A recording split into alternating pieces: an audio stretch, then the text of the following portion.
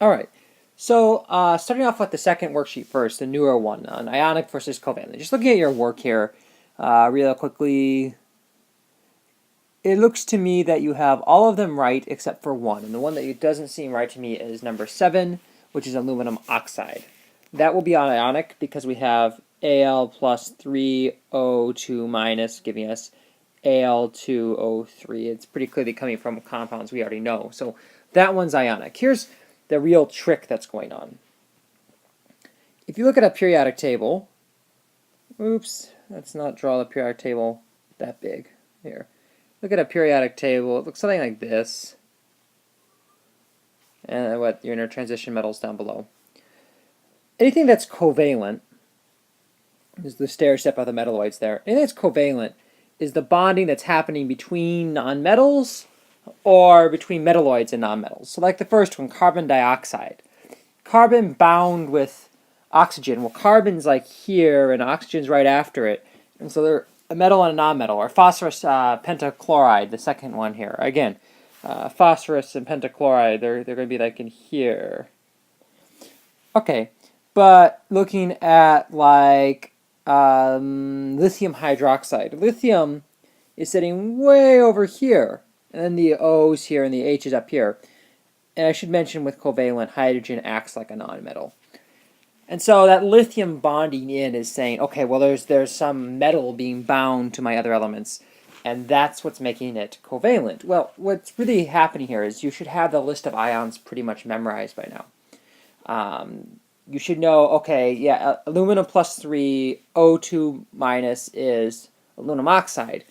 And like for the other ones that made more sense to you, the magnesium or manganese oxide, manganese 2 oxide, I'm sorry, and sodium chloride and lithium hydroxide. Okay, these have the more obvious ions in them probably. The aluminum oxide that you missed was probably the most difficult of the 10. And so again, I'm just going to grade this part as completion. I'm not actually grading if you know it or not. I didn't give enough of a lecture to be that fair. I just want to see how you think it through, what you think it is, and kind of by doing that, get to where we're going. So you're good on that. Let's come in on the other ones, which are, I'm going to make a new slide here for you. Alright, the other ones are naming based on being given a name and make a compound. And so like 38, potassium hydroxide. Potassium, I'm just going to abbreviate hydroxide. I happen to know that the potassium ion is K plus and the hydroxide ion is OH minus. And so I write those out underneath it, just like you were doing on the page before. I say, well, what happens when I put these together? I get a KOH and they cancel out. Looking at a little harder one, let's look at 43, iron 2 nitrite. So I have iron 2 nitrite. Alright, well, let's see. Iron 2 is Fe2+, that's what that 2 means. And nitrite is NO2-. So I get my Fe, and I need 2 of those nitrites to cancel out the +2 charge. In other words, this is a -1 here. I need 2 -1s to cancel out this +2. So I put parentheses around it and say the whole thing needs 2 of those nitrite ions to cancel out the 1 positive iron ion.